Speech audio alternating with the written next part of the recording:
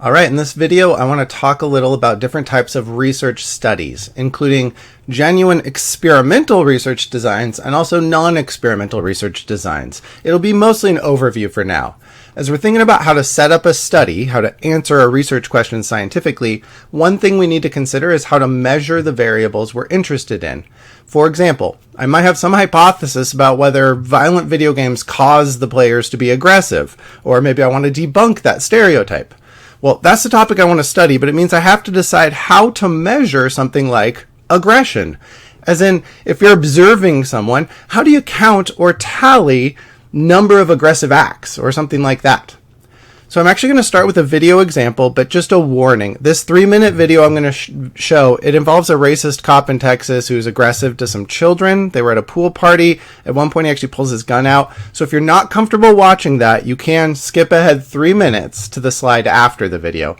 Otherwise, what I want you to do for this 3-minute video is simple. While watching, just count the number of aggressive acts by the police officer. It was this guy's. It was that guy's. Whoa, sir, get on the ground. Hold up, sir. I told you to stay. Get your asses down on the ground. Go right there, run and see one of them. On the ground. Yeah, bro, we're hoopers.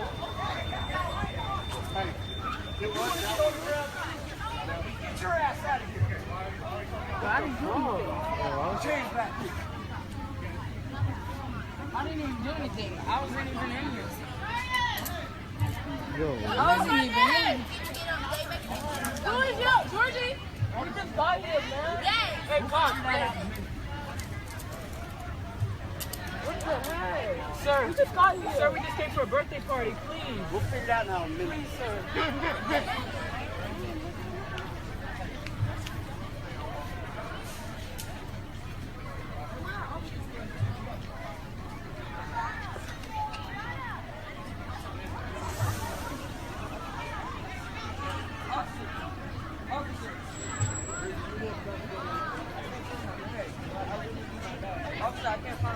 I don't care. Sit down.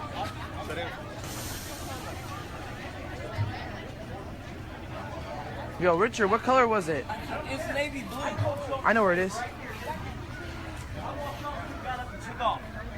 That's a baby. So right now you're staying.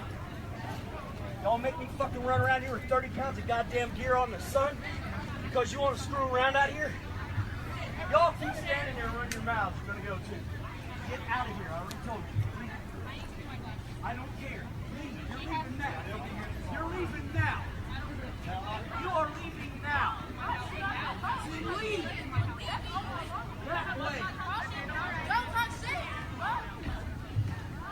Get your ass going. Keep running your mouth. Leave. You know what? I already told you. Yo, Jumper, what the? Why is he acting so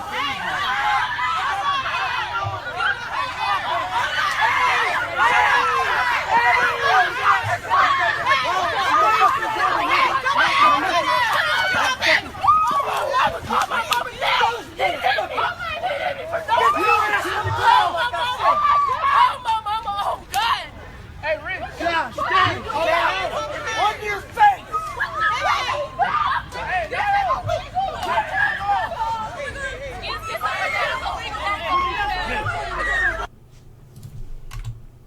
So that's really hard to watch. Obviously, this is seriously fucked up. But the question is, when you are watching that, how many aggressive acts did you count by that officer? Turns out, when you run this video by the same video by like 30 different people and ask them to count the exact same thing, it leads to a bunch of very different numbers.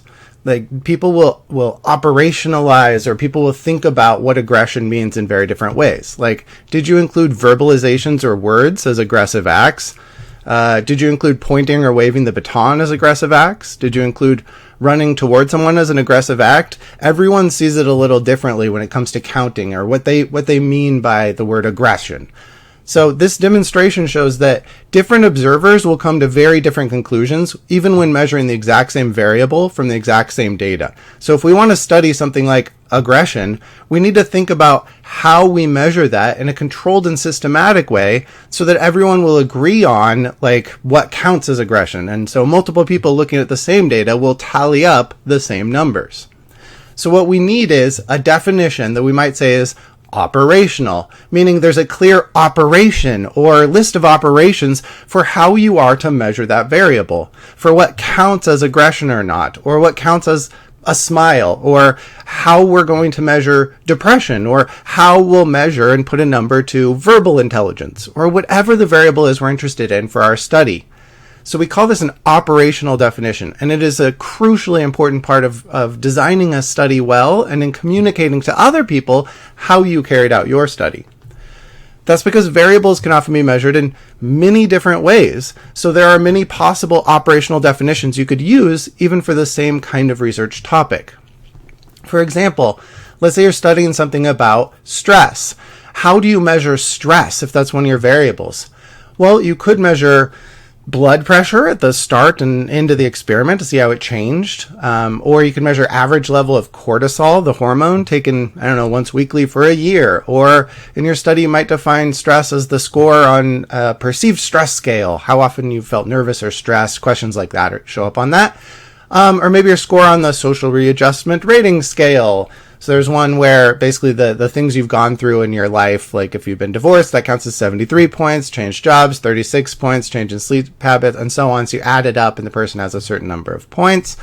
That's a stress level, one way of measuring it. Or maybe the elapsed time before a parent snaps at a child who's pestering them. That's kind of their level of stress. More stress, they snap earlier, something like that. All of these might be different ways you could measure stress in a study. But you could also operationalize stress in your study as, number of times a person blinks. That's probably a really crappy way to operationalize stress because people blink for many reasons. But the important thing is you need to tell others exactly how you measured stress in your study so that they can judge whether or not your conclusions make sense from what you did. So like someone might ask if people come to resemble their pets or vice versa the longer that the person and the pet lives together. But how would you test this? You would need to figure out a way to measure resemblance or amount of resemblance. Like what would your operational definition be? You might even pause the video here and think about how you might train a bunch of research assistants to classify thousands of images in a way where they'd all give the same answer for most of the pairings. They would all put a similar number of, resemblance to a given picture. It's harder than it seems at first, right? Now, one famous study in the history of psychology is Albert Bandura's Bobo doll experiment, where he was studying whether children become less aggressive after seeing someone else take out their anger, kind of catharsis hypothesis that was common at the time. So in the study, they operationally defined aggression as hitting the doll with a mallet, punching the doll, or kicking the doll. Basically what happened is these little kids saw a model, like an adult actor, interacting with this doll that the kid had never seen before, called a Bobo doll. You kind of, if you hit it or something, it bounces back up. So they watched the adult interacting with a certain way, and in some cases they saw the adult doing aggressive acts toward the doll, like hitting, punching, kicking, whatever. So that's what they defined in the study as aggression, making it much easier for someone watching a video of these kids interacting randomly with the doll later to count up how many aggressive acts the kids showed, to measure aggression in that way. So let's watch a clip and count.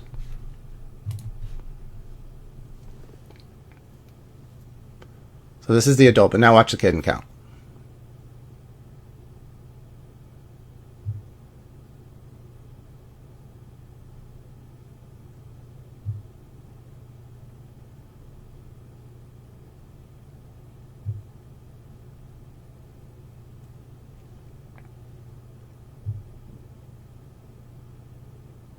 It was once widely believed that seeing others vent aggression would drain the viewer's aggressive drive. As you can see, exposure to aggressive modeling is hardly cathartic. So you probably found it a lot more straightforward to tally up aggressive acts once we were told exactly what behaviors to count as aggressive. So indeed, people have a ton more agreement for this video than for that prior one.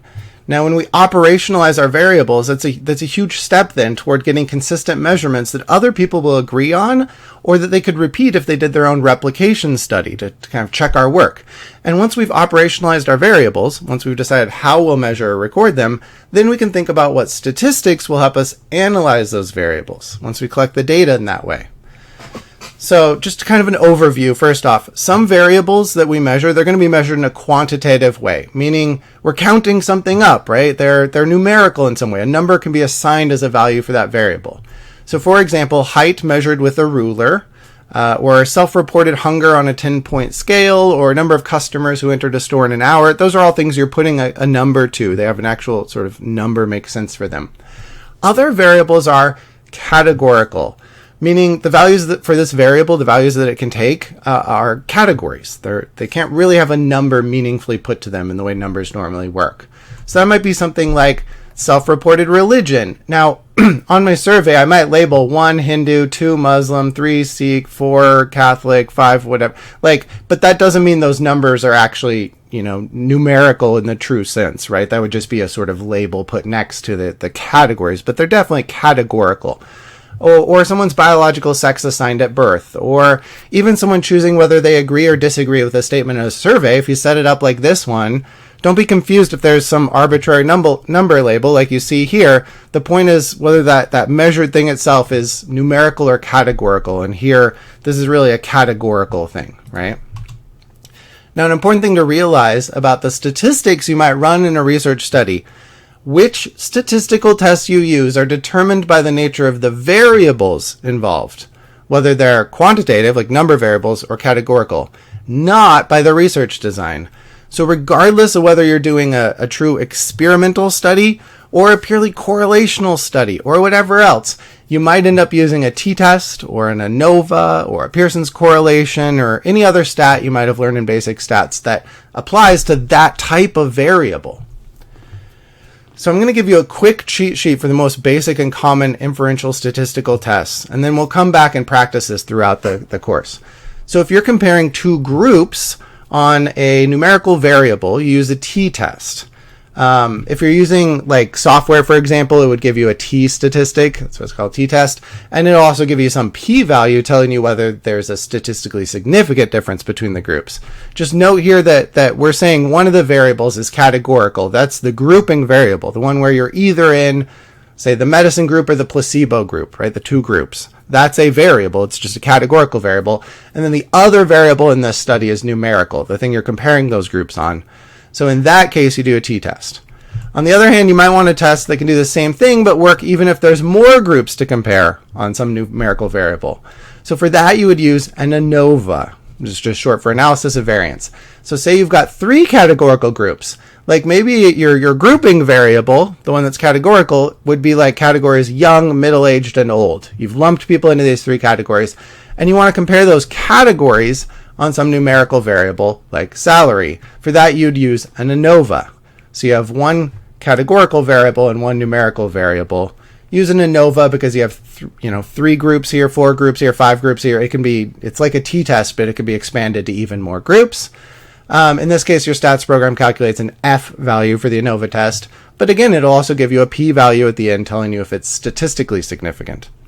Now, if you're comparing 2 or more groups on some other categorical variable, in other words, if both of your variables are categorical, then you'd use a chi-square test. Like the first variable might be age group, and you've got 3 groups in that category, like young, middle-aged, and old. And then the second variable, which is also categorical in your study, might be whether they've gone swimming in the last year. So it's a yes or a no. For that, you'd run a chi-square test, and your stats program will give you a chi-square value. Plus, again, you'll get a p-value that'll tell you if there's a statistically significant difference between those groups. Now, on the other hand, what if you just have numerical variables? Like, what if you just have 2 numerical variables? Like, you measure age, but now you measure age as number of years. Like, you're literally writing down the number for people. That's a numerical variable. You might also measure salary in dollars, right? That's another numerical variable. So age and salary, are they related? If you want to know if they're related, if they are correlated, you would run a correlation test. The most common is called Pearson's correlation. That's kind of the standard parametric way to run this stat. So when your stats program runs this test, it's going to output an R value, which you can interpret. We'll talk about that later. And of course, also a p-value telling you whether the correlation is statistically significant or not. Finally, if you collect data on a bunch of numerical variables, so the same thing you were just doing, but now you've got a bunch of numerical variables, and you want to know which are related to which. In other words, which variables correlate with what other variables, you basically just run a bunch of correlation tests, which a stats program will do for you, and it will output it in a table that we call a correlation matrix, which again is just a bunch of little correlation tests. So we'll see lots of examples of those later, but for now I just wanted to give a little kind of refresher to remind someone who may have taken a stats class a while back but not remember the details, or to get us kind of on the same page and prepped for learning more of this stuff later. Now when it comes to graphing or visualizing your data, we'll see lots of fancier ways to visualize data later, but some of the basics that you'll see a lot and that'll work for most things would be a bar graph, for example, which is great when you did a t-test comparing two groups, comparing two groups on some number, or when you did an ANOVA comparing 3 or 4 or 5 groups, or more groups, right, on some number. That would also be when you use a bar graph. So if you've got one categorical variable and another numerical variable, then a bar graph makes sense. However, if you have two numerical variables, like for a simple correlation test, then you'd probably graph it in one of these scatter plots. So that's where you graph out. One variable goes on the x-axis and one goes on the y-axis, and you could actually do either variable wherever. It doesn't matter which variable you put where. Unlike a bar graph where you have to put the categorical one under the bars, here they're both numerical, so you could swap which is on the x and which is on the y. It doesn't matter, but each data point is going to get plotted so that we can see the overall pattern. Again, we'll come back to these in more detail later. Now here's the thing though. Statistics are going to be helpful for some purposes. They tell us some information. They can tell you if there's a relationship between the variables. Like if the groups differ. If you had a categorical variable, some groups, it can tell you if those groups differ in some way. Or if you had numerical variables, it can tell you if they're correlated. But on their own, statistics will never tell you about causation. They will never tell you whether one variable causes changes or differences in the other. For that, we need to look at the research design. Some types of research design provide evidence of causation, and others not so much. So you can think of common research designs as falling on a sort of spectrum of how much evidence they can give for causation. So at the high end of causation evidence, there are experiments. A true experimental design, a genuine experiment, these can potentially give good solid evidence that one variable causes changes in the other variable. On the low end, at the bottom here, there are clearly non-experimental studies, we might call correlational studies, one where all we're doing is measuring variables without manipulating anything, without assigning anyone to groups. And in that case, we don't really get any good evidence for causation. Maybe there's hints of possibilities to follow up on, because we know these two things are related in some way, but not direct evidence of causation when all we found is a correlation between things. Now in the middle are some research designs that have some things in common with genuine experiments, but they're missing some crucial elements of a real experiment, and thus they provide weaker evidence for causation. Maybe some evidence, some hints, but not great evidence for it. In other words, they're going to leave the door open to more alternative explanations, and thus they'll leave us a little less sure that one variable is causing changes in the other. But they'd at least provide some evidence in that direction. Some reason to think that might be the case. So that would be quasi-experimental designs, and what are often called natural experiments. So let's talk about these four just briefly. First off, an experiment, a true experimental design, means the researcher manipulates one of the variables. So we call this the independent variable, or the IV for short. And they do this, they manipulate the independent variable using random assignment, meaning people get assigned to one of the values of the independent variable. So if there's different categories of the independent variable, the researcher chooses what category someone goes into, and people have an equal chance of ending up in either group, in any of the categories. And then the researcher at the end will measure some outcome. That's what we call the dependent variable, or DV. So for example, in a taste test experiment, we might assign people to the Coke group or the Pepsi group. So the researcher is choosing what they drink, making them drink a certain thing, manipulating what group they're in, then measuring their satisfaction as a number. So some people are given Coke to drink, some people are given Pepsi to drink. That's all under the control of the researcher. It's manipulated by them rather than just picking out people who already are Coke drinkers. So this is an experiment. And since we're comparing two groups on a numerical variable, we would use a t-test to check if the difference in satisfaction is statistically significant between those randomly assigned to drink Pepsi and those randomly assigned to drink Coke. Or another example, we might assign people to three groups, like Coke, Pepsi, or root beer. Again, randomly put them into a group, then measure how well they, sleep as a number. That's our dependent variable at the end, right? Number of hours they slept that night. It's still an experiment since we are manipulating which value of the independent variable, which drink type that they got. So this one we'd compare statistically using an ANOVA, because there's three or more groups here, and see which of the three groups sleeps better or worse than the others. Finally, we could make some people drink Coke and make other people drink Pepsi, so we're manipulating that variable, then measure something categorical afterward, like a yes-no of whether they'd buy this drink in the future, their intent to buy. In that study, it's still an experiment because we manipulated what drink group they're in. We assigned them to drink one thing or the other. And then when we run the stats, we'd see, oh, we have a categorical variable for their drink and a categorical variable for their yes-no intent to purchase. Since we have two categorical variables, we would do a chi-square test. So you can see that any of the stats could show up in a true experiment and help us find causation. Okay, what about, that's actual experiments. What about the thing I mentioned called a quasi-experiment? Think of this as like a pseudo-experiment or an almost experiment. It's missing one crucial element compared to an actual experiment. In this case, the researcher does manipulate a variable. There is an independent variable that gets manipulated, but they do it without randomly assigning people into groups. Like, they might apply a treatment to one group of people, but not another group of people, but they didn't randomly assign who is in which group. So at the end, they will measure a dependent variable to see if the groups differ, so that's the same. It's really just that middle thing that's different, the lack of random assignment. So I'll give you some examples. The researcher might pick two classrooms at a school, make one of the classrooms they're going to call the high praise condition, where the teacher is told to praise the kids a lot, and the other classroom might be set to the low praise condition, meaning the teacher is told not to praise them very much.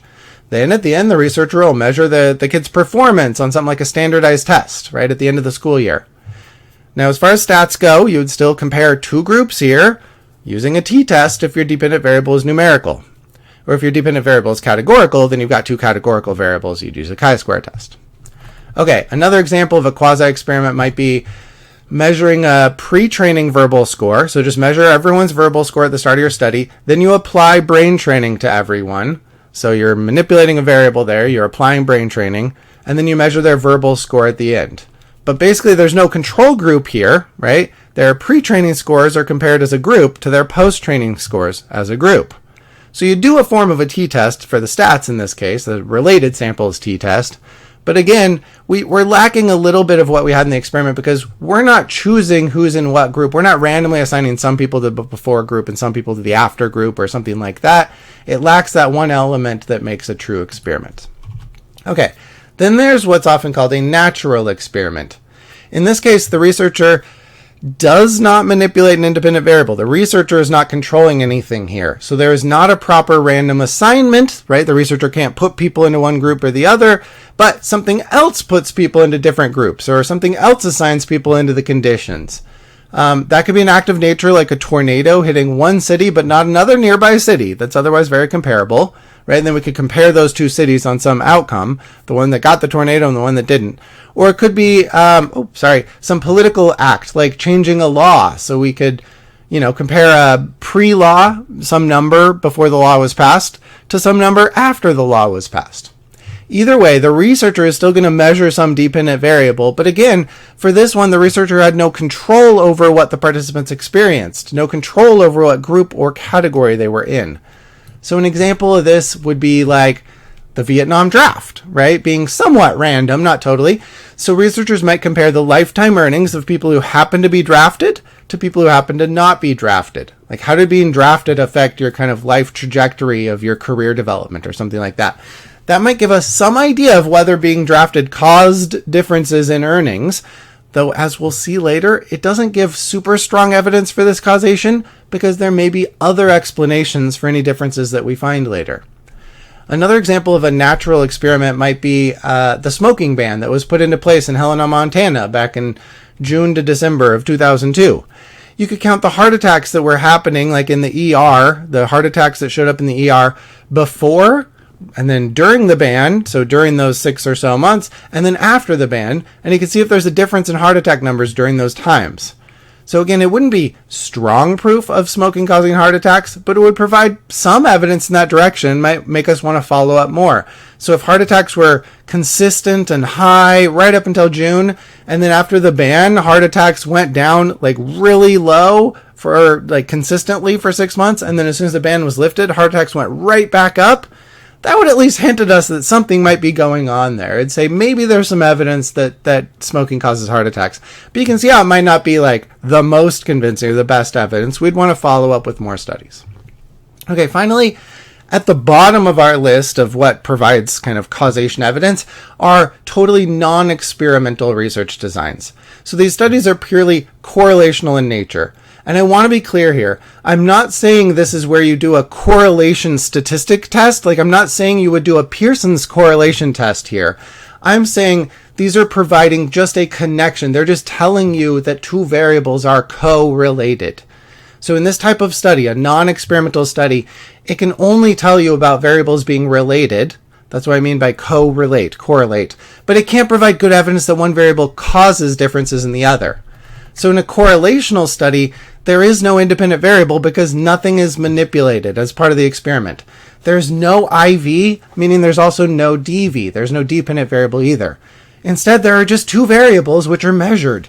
Then we can see if those variables are related using statistics. So that means either variable can be a quantitative variable, measured as a number, or a categorical variable. But if all we're doing is measuring those variables, not manipulating them, then it gives us correlational information at best, not causation information. An example of this type of study would be if measuring, if fiber intake correlates with number of poops per day. I could just as easily name the variables in the other order and say, oh, we're measuring whether number of poops per day correlates with fiber intake, right? We just measure both things and see if they statistically relate. It doesn't mean that poops cause fiber intake, nor does it mean that fiber intake causes poops. Another example would be measuring, gender expression, whether that correlates with number of poops per day. So if we broke gender expression down into, say, 3 groups, like men, women, and non-binary, we might use an ANOVA to compare their poop numbers because we have a categorical variable, gender, with 3 levels. So then ANOVA would compare, the numbers for those 3 groups.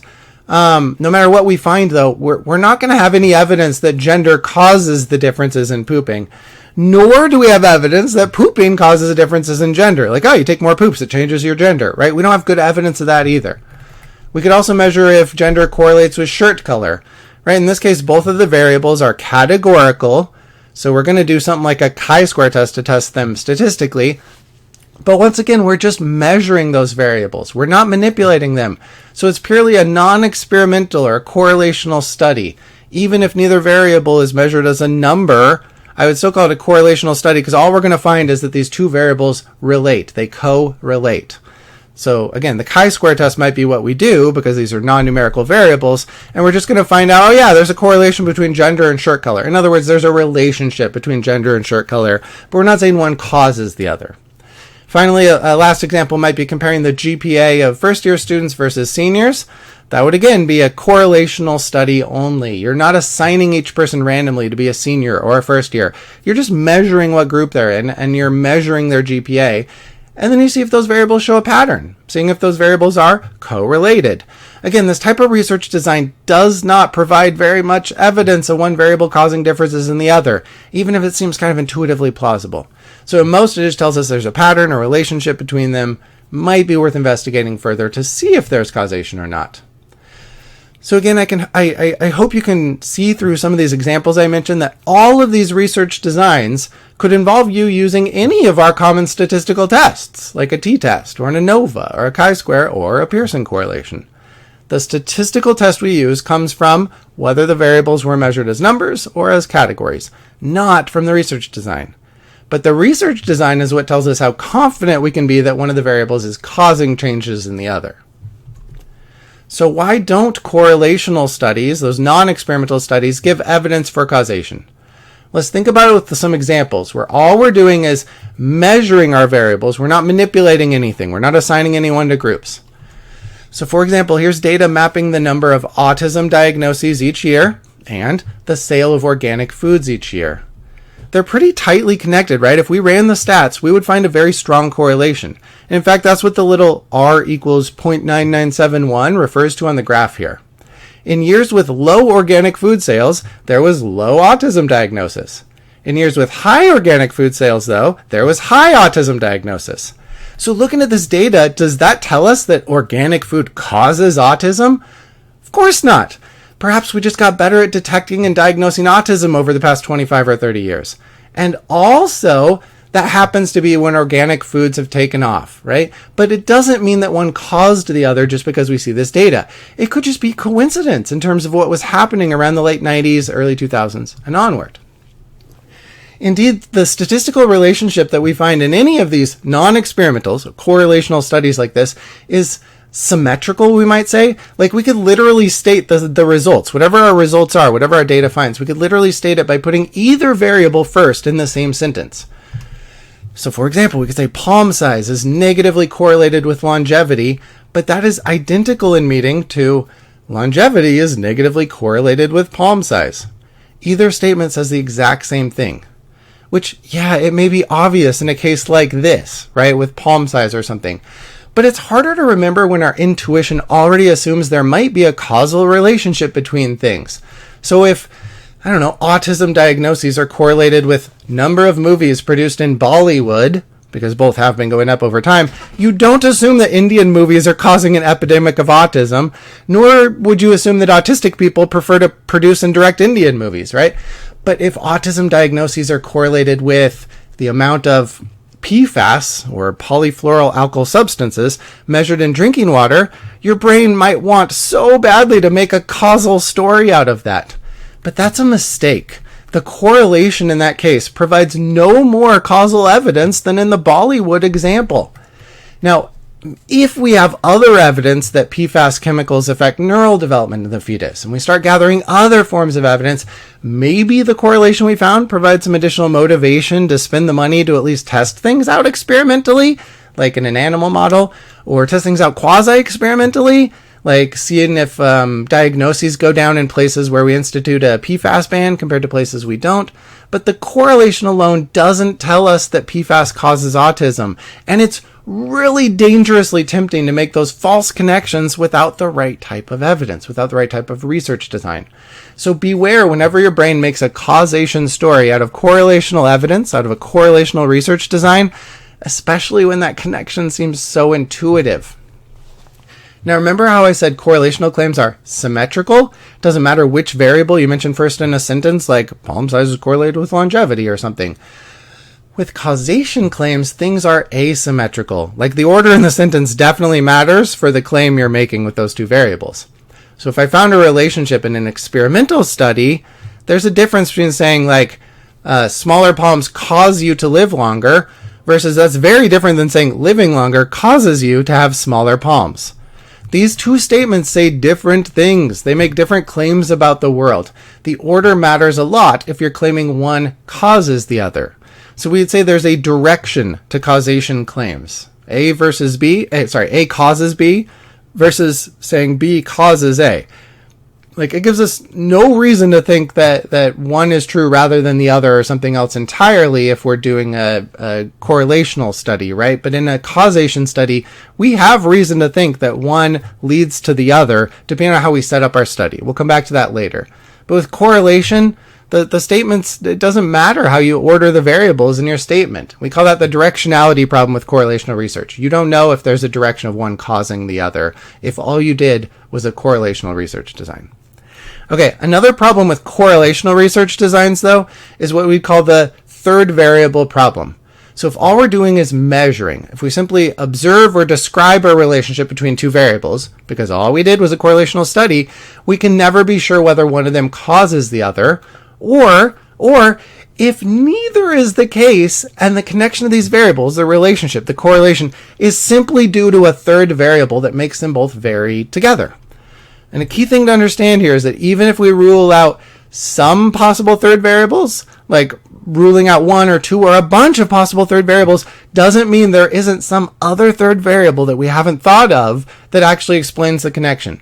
In other words, in a correlational study, in a totally non-experimental study, even if you measure a bunch of extra variables to statistically control for the effects of socioeconomic status or control for the effects of age or whatever else, you still don't know if there's some other third variable that's actually behind that correlation. Let me give you a real-life example. You may have heard of the silly story that parents sometimes tell young children to ask, where do babies come from? And the parents might say something about a stork delivering the baby. Well, a researcher at one point actually did some measurements, kind of as a joke, but they did some measurements in a bunch of different places, a bunch of different counties, and they actually found in this one place, they found a strong correlation between the number of newborn babies and the number of breeding pairs of storks. Just in this one county, this one area of West Germany. So from that correlational data, just measuring two variables, we might be tempted to assume, oh, the parents are right. Storks do indeed cause babies, right? That A causes B. But someone might argue back and say the opposite. Our data actually shows that babies cause storks. More babies causes more storks. Babies must be bringing us storks. That B causes A, right? We have no way to distinguish that with our data. It's also possible, though, with correlational data, that there's some third variable there that's causing that relationship, the correlation that we've spotted. So, for example, in the left box here, let's start with the left box, the black one. Maybe environmental pollution is a third variable. So places with lots of pollution will have more hormone disruption, which will lead to fewer babies and also to fewer storks, right? That's a possibility. The third variable here would be pollution, which causes things to happen to babies and causes things to happen to storks in a way that makes them related, like they both go down at the same time if there's a lot of pollution. But notice the babies and the storks have no effect on each other at all. There's no causation between babies and storks. Or go to the middle example, the gray box here. Another possibility like economic development as a third variable. Perhaps some places have more economic development. That leads to more female job equity, which we know leads to lower fertility in general. But separately, it also leads to urban spread, which would probably cause fewer storks in those places because there's concrete, right? Again, we would see this pattern of fewer babies in places with fewer storks and more babies in places with more storks, but the babies and storks don't affect each other at all. There's no causation between them. They're just similarly affected by economic development, a third variable. And of course, the white box on the right is another fun explanation. These are all just made up, where the third variable could be space aliens. Like maybe some parts of Earth have been conquered by aliens to take humans as pets. And, hence babies go missing in those places. And also those aliens in those same places, those same aliens think that storks are a delicious delicacy. So those locations where the aliens happen to be also have fewer storks. That would give us the same data we see. Wherever the aliens are, we get lower baby numbers going along with lower stork numbers. And where we have no aliens or fewer aliens, then higher babies with higher storks. But again, without babies causing storks in any way, just some third variable explains the entire correlation. But indeed, more likely, the third variable, a lot of the time, can also just be coincidence. So in this case, the person had to look through a bunch of different places until he finally stumbled on this one place in West Germany where the places with more babies had more storks and the places with fewer babies had fewer storks. But that was just coincidence. There were a bunch of other places where that relationship didn't hold. Okay, indeed. Tyler Vegan, I think that's his name, created a fun website you can look at called Spurious Correlations. If you just Google that term, you'll find the website, collecting together a bunch of variables that are correlated purely by coincidence, at least as far as we can tell. So in this case, he just collected data on enough different variables that if he tried the correlations out between all those variables, there were some that were bound to be just coincidentally correlated among them. So for example, the age of Miss America in a given year correlates strongly with the number of murders by steam, hot vapors, and hot objects in that same year. And another example would be the number of letters in the winning word at a national spelling bee in a given year is correlated pretty closely with the number of people killed by spiders that year. Now, this doesn't mean that older pageant contestants become enraged at how long it took to win and they go on a hot murder spree, nor does it mean that steamy murders being in the news this year makes judges at the contestant just happen to prefer more mature pageant contestants. Likewise, there's probably no direct connection between black widows and long words in a spelling bee. There's a third variable here, it's just coincidence. The point is, seeing a correlation alone, even a strong correlation between things, should never be enough for us to assume that one thing is causing the other. So we're going to come back to look at experimental and non-experimental research designs in more detail later. But for now, it's helpful to just always keep in mind that tired old phrase, correlation does not mean causation. Relationship does not mean causal relationship. And the type of research design is what's most important for telling us if one thing causes another, if one thing boosts another thing, or if X decreases Y, or if a given variable affects some other variable. In other words, if there's an action verb between those two variables, if one variable is action verbing on the other variable, that is a causation claim, and we better have had an experimental type of research design to be very confident in that sort of thing. So if you see causation language like that in a headline, they check at the details. They better have done an experiment. If all they did is measure the variables, if it's a correlational study, a non-experimental study, and you see causation language in the headline, then that is a mistake. Keep your eye out for that sort of thing.